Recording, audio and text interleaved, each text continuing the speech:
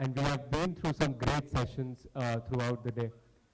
And this session, I guess, would be the most entertaining because it takes up a topic, ethics versus business in education, which has been long debated, discussed, especially in context of India. And I have a great panel with me represented by government as well as private universities in India.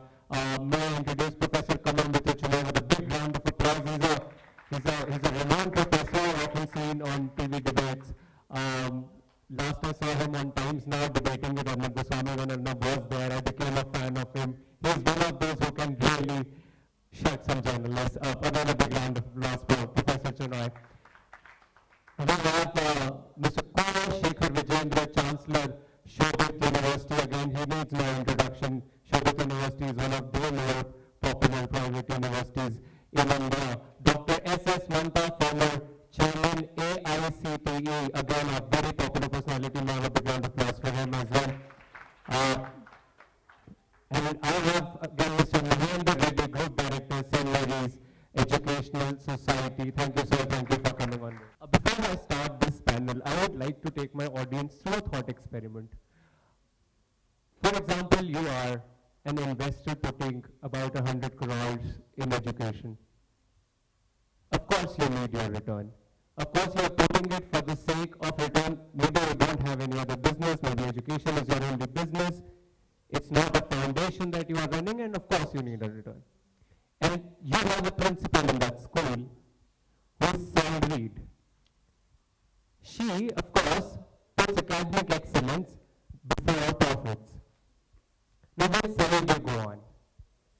When I say academic excellence, of course, it doesn't mean more students getting more than 90%. Of course, that's the mantra these days. But, well, for the sake of modern conscience and that ethics is a word that this panel discussion contains, I would say academic excellence is an ability for a student to actually sustain in this world and not getting above 90-95% marks.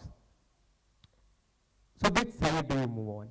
So let's not keep this debate to ethics versus business and rather say amalgamation of ethics and business. Where do we put the equilibrium in education where both investors as well as academicians are happy?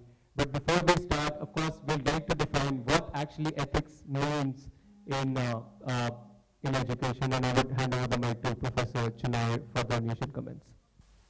But increasingly the world over, there is now much more of an interest and even scrutiny of how business operates because of the raw materials, because of the energy of people put into business, because of the business models, and the fact that business has now become international.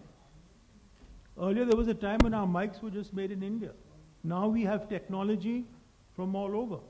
And as it happens, my Vice Chancellor is a nano-electrical engineer. And I had to ask my IIT friends what nano-electrical meant.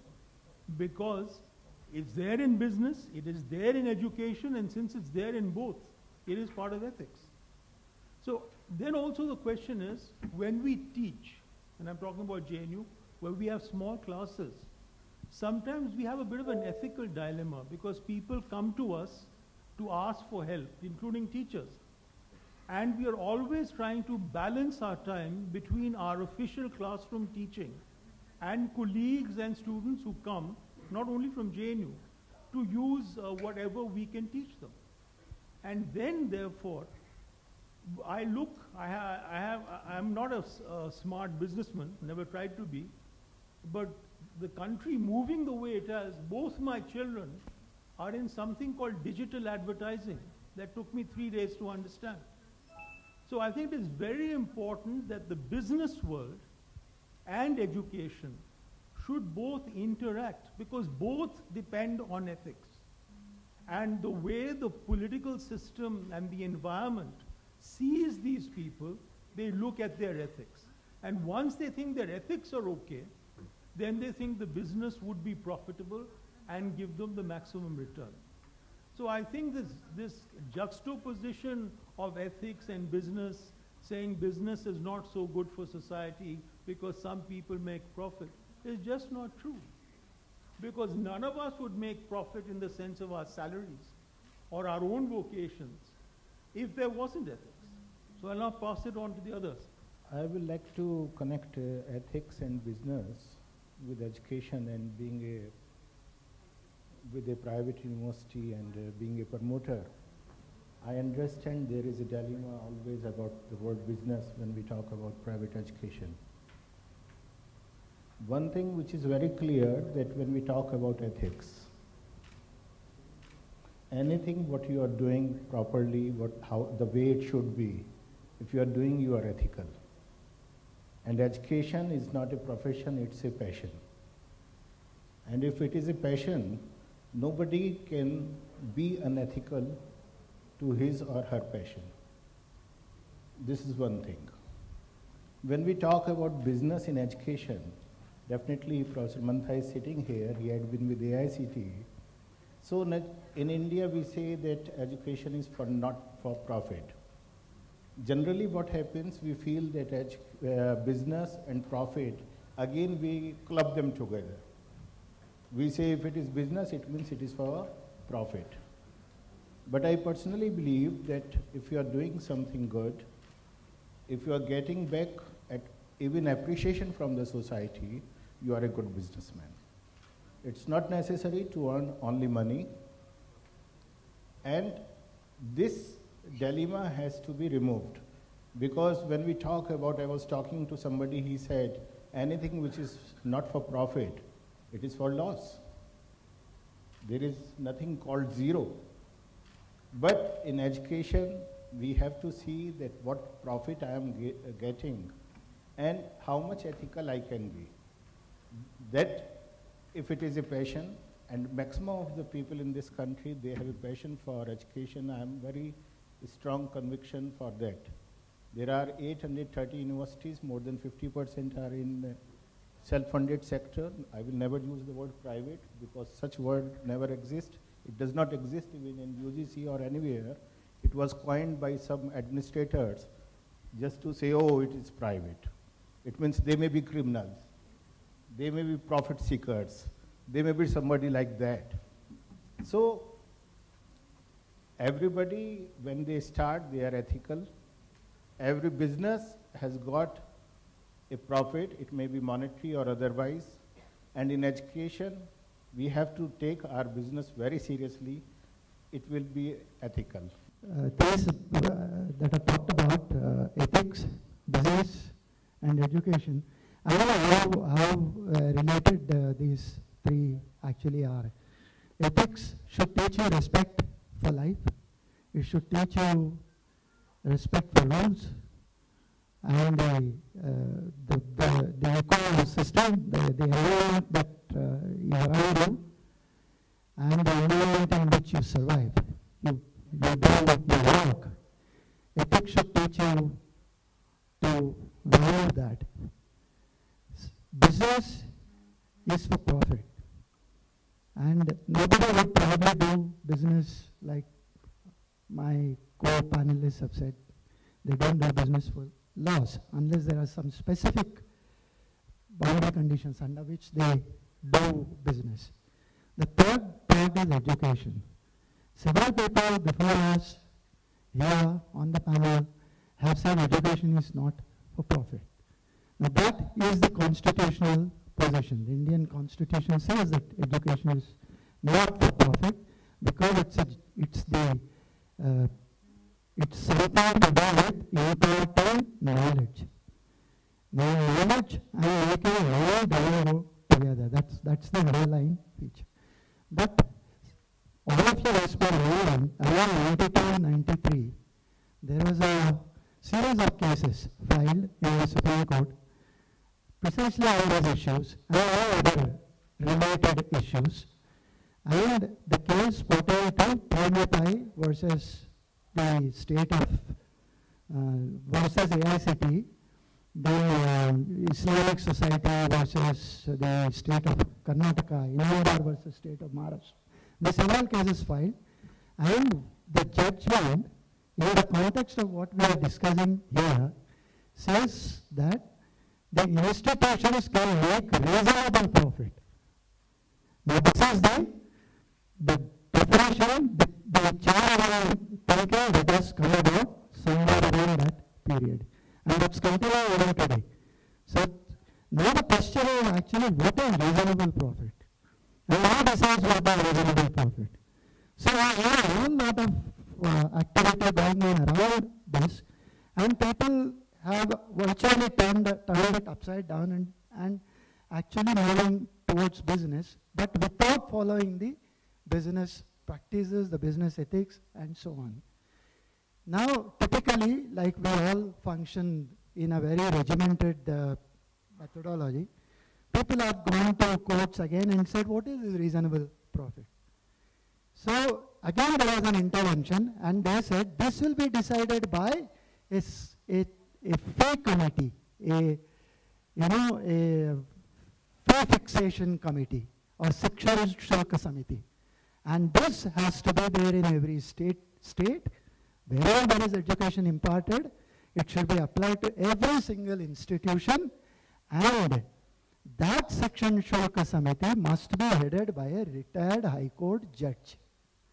So every institution takes its income expenditure statement, goes before the committee in every state, and they decide what should be your profit. And there is a lot of tussle, because people will start arguing, this is my income, this is my expenditure, and there are a lot of conflict on that.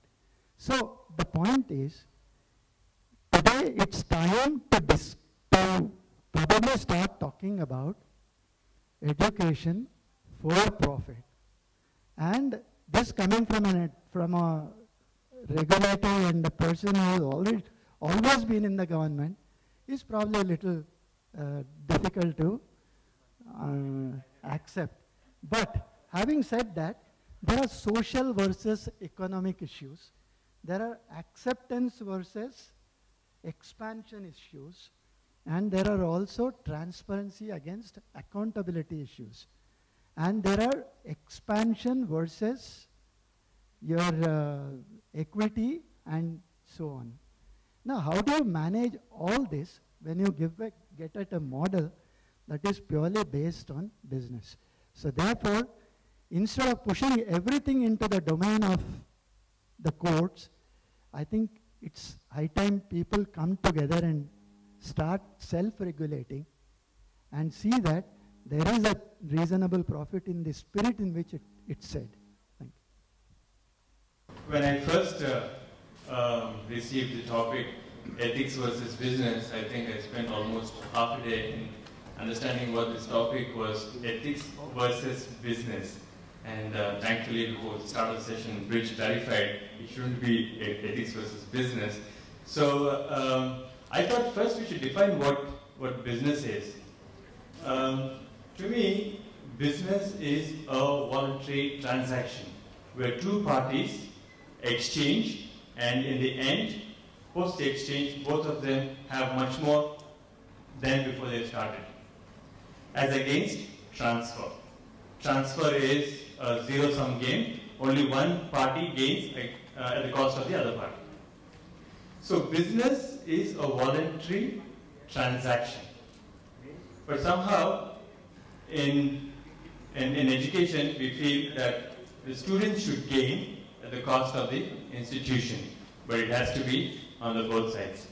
Thankfully, Professor Mahendra also said that it is a time for self-regulation, and there is a change in thinking. Slowly and steadily, I see there is a change in thinking.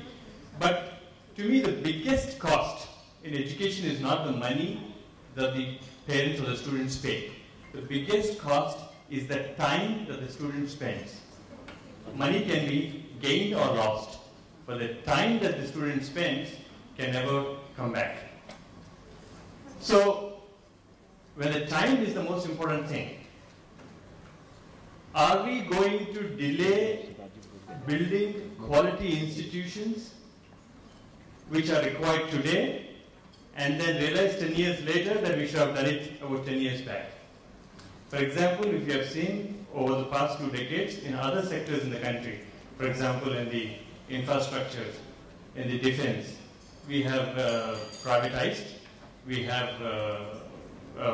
private funds coming into it, we have laid infrastructure like highways, roads, where we are willing to pay toll for the comfort of that journey.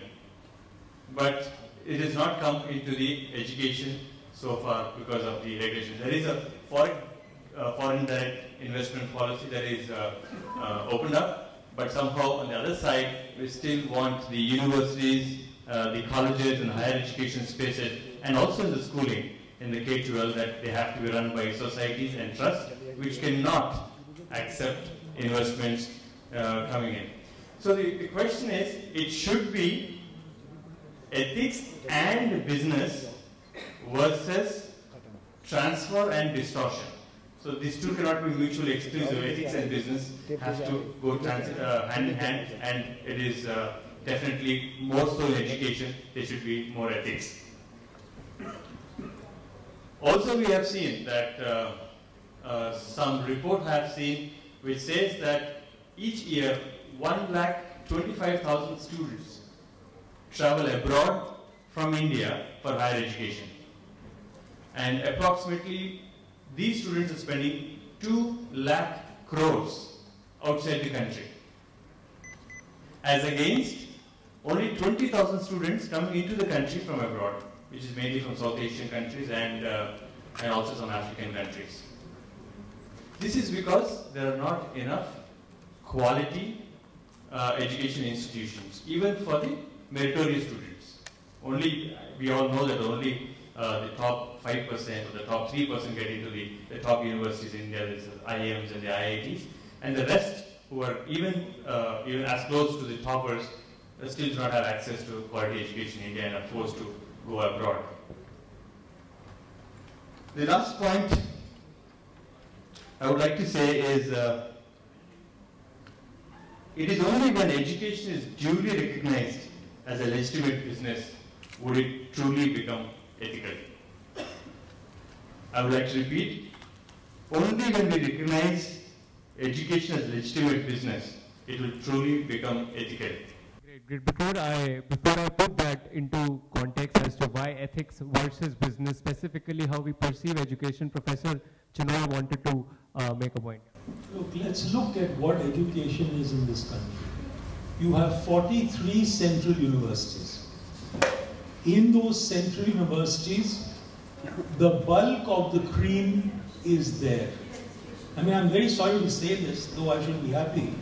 A week ago, the National Academic Accreditation Council came and judged our university. We got the top ranking with 2 pluses. We've got it before also. But how does that help in higher education? You cannot have an elite on top and have other universities, whether they are central universities or there are state universities, in this shape. For example, in the States, who had the privilege to teach in an Ivy League college, they had investments. They got foundation money from wealthy philanthropists. The state universities were well funded. Some of the state universities are of Ivy League level. In our country, we are reproducing elitism in higher education. At least at 3 times from GNU, this proposal has come that let there be some weeks off, say 10 weekends off from the faculty, and let them go to a nearby state university and help push up their education. Let teachers take sabbatical for a year and help the other universities which are not as privileged. So, unfortunately, this is not happening. And you cannot say we want ease of business if you don't have ease of education for the other education sectors which have not been as well treated, not been as well funded, and don't have as good faculty. I mean, what we are doing is we are creating a greater gap between the JNUs and the IITs and the IIMs at one level, Indian Institute of Science, and there's another state university's level which is much lower. This is not the way you do higher education. And I would plead with you, I've been arguing this for 20 years, that we must have a more adequately egalitarian educational system, because that would also improve the quality of our managers in business, in technological surveys and institutions. It would have all areas of thought and knowledge if everyone has an equal chance to a decent kind of education, which our system is not giving. At least it's better to be honest and say, all right, we're going to do business. We won't have more than this profit margin, but we will improve our universities. Please look at all the budgets. See how much there is for university education. And if you divide that by the number of universities, it is a very elitist system. And really, a country as big as India, with its history of education, should and could do better than that. Thank you, Dr. Chinoy. I would like to add a point to it. He said a need of egalitarian system of education in India, and we did see Supreme Court passing orders of RTE, right to education, at a very young age. But then we had this whole assimilation debate. News channels covered it, everybody covered it, where schools tell parents that, and schools tell management and the government that they won't be able to take the art book act. I've got a time reminder, but I take some comments on this. The debate on assimilation is that the 25% reservation that has happened, that has gone into the preschool K-12 category, schools are not really taking the admissions in that domain because of the assimilation issue. So I know that our panelists are not from the K-12 category, but of course this is more of a moral debate. So Mr. Reddy, of course, is. So I'll ask Mr. Reddy to take up that point.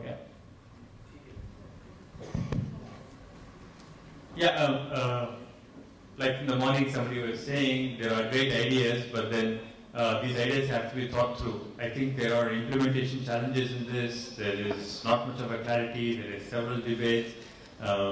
So I think perhaps it should have been more thought out before it rolled out, and then should have had a proper mode of implementation that should have worked better. Dr. Mantha, please.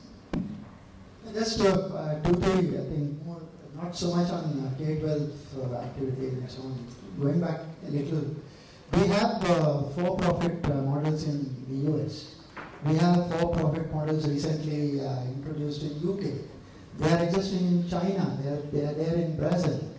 And contrary to what we believe in China and Brazil, the actual enrollment ratio has increased after the for-profit model introduction. Anyway, I'm not either. It needs debate and it needs a lot of understanding of what actually for-profit is and so on. And it also needs to be looked in the current context of disruption all across the board, and there is a lot of disruption even in the education markets. For example, in the panel discussion before this, during the day, several people have talked the online education, distance education, and a lot of intervention in technology, in technical education, in the way you improve the quality and so on. Now, I'll give you a small piece of information here, which will make us sit and think and actually go back to finding out what is this that we are really trying to do. This morning, in the Supreme Court, there was a case against the universities have gone to court, where the issue was whether distance education should be allowed in the technical education. If there were precursors to this, the Punjab and Haryana High Courts and the Odisha High Courts have ruled in some for implementing that. The Supreme Court has said from now on there will be no distance education in technical education. You can't do anything in technical education through distance learning mode. Now just think about the repercussions of this, the expanse to which it can affect the whole system. That is why we need to really look at what we are trying to do And quotes may not be the answers all the time. A lot of it has to come from within, and self-regulation is what is required. So just before we wrap up our debate, I'll come to Mr. Vijendra. And my specific question to you is regarding the assimilation debate, and when we come to the higher education sector, we saw the Rohit Vemura case. It's not just K-12 or the preschool section. In higher education, again, there is an assimilation issue. There are attacks repeatedly against, as reported, against the minority section in various universities. So, is it a mindset issue of the society? Is it an issue of policy? How do you read it? There are no such issues if you look at large. Generally what happens when isolated issue is taken, and out of that issue, a media hype has been created. I have not seen, I am in education from last 27 years, from a very small institution, we have come up to 2 universities. I have seen the complete journey. So that is not the issue. I am really happy Professor Chinay was talking about mentorship, which is very much required. But what happened in the country, that elitism, what he is mentioning, it is what we are doing. Can I ask a question to the audience? Like it was how we need to perceive education in India. This is a big question. It's not about profit, it's not about even business. How we need to perceive. How many of the people over here in the audience are having a smartphone? I believe mostly everybody. Do you have the same smartphone you had 5 years back? Or you have changed it? Must have changed it. Anybody is having the same smartphone, same phone, not a smartphone, the basic phone we had 12 years back or 20 years back? Well, our deputy editor has very few. He stays on now. Yeah. It might be in the museum. But in higher education or in education system, what happened? What we decided 100 years back, when it was for industry, when education was meant for a specific purpose, we are carrying the same burden, the same baggage with us. We are not willing to change. We are willing to have the most smartphone. We are willing to have what it is coming, iPhone X. We all are in the queue. But we are not talking about education system. In UGC, there is no chairman available. We are very happy. And we are talking about how it should proceed. Deemed University is talking about Supreme Court is doing a lot of things, and where the Supreme Court should come in picture and why. Then again, I am coming to a thing like elitism is happening. Then discrimination is also happening, which has to be stopped. When I said I do not use the word private universities, why? Because if the system, the government is not able to cater, and somebody decides to come in, what should be the behavior of the government with that particular organization and person? They should be grateful to the person. They should say, thank you. We failed, that's why you came in and you are doing it for us. But what is happening? All private sectors, be it schools, be it universities, so whosoever they are considered cheaters, criminals. Oh, they are here for profit. What they will do, what they will not do. That perception has to be changed. JNU or IITs may not need much because they have sufficient. They should generate by their own resources now. They should talk to their alumni, like Harvard, Stanford, or other universities they do. But when we go, like for example, if I will go, I'm doing research, I need some funds. UGC will say, no, at the time of your notification, you gave an affidavit that you will not ask for any funds from me. Okay, if no grants, then I agreed you. You are University Grants Commission. And if I am not getting any grant from you, you are nobody for me. You should not be. But they got a commission. This is what Professor is mentioning. The same thing is happening in many ways. Like Professor Mantha is sitting here. I am associated with AICTE 94 onwards. Our first institution came in 95. So very basic things are there which need to be discussed. And I'm happy that he's sitting here. I'm happy many of the private players are sitting here. These questions are when we go, like we started 2 engineering college. I will be very quick. Sure. Yeah, in 2000. Same year, 2 engineering college. One was in Meerut and one was in a small village, my native place in district Saharanpur. AICTE said, okay, in Meerut you can have 10 acres of land. But if you are going to a village where nobody will go to open even ITI, and you fool, you crazy fellow, you are going here, you should have 25 acres of land. Instead of saying thank you, you are going there where nobody will ever go, you are asking me you should have more. You should spend more, you should have more pains. This is what is required to be changed.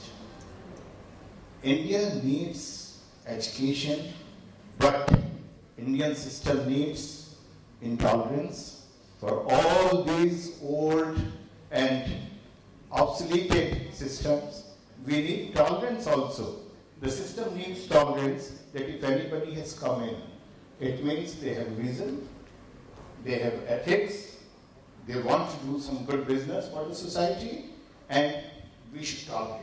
We should give them time. Yes, okay, you do it, we are here to support you. And we should have patience. Patience is required. No institution can be built in 1 year, 2 year, 3 year, 4 year, 5 year. It takes hundreds of years. That needs to be done. Then only maybe we will come to the old glory, what we had in 3rd AD, starting from 7 BC with the Buddhist monasteries to Nalanda. That can come in again. Thank you very much.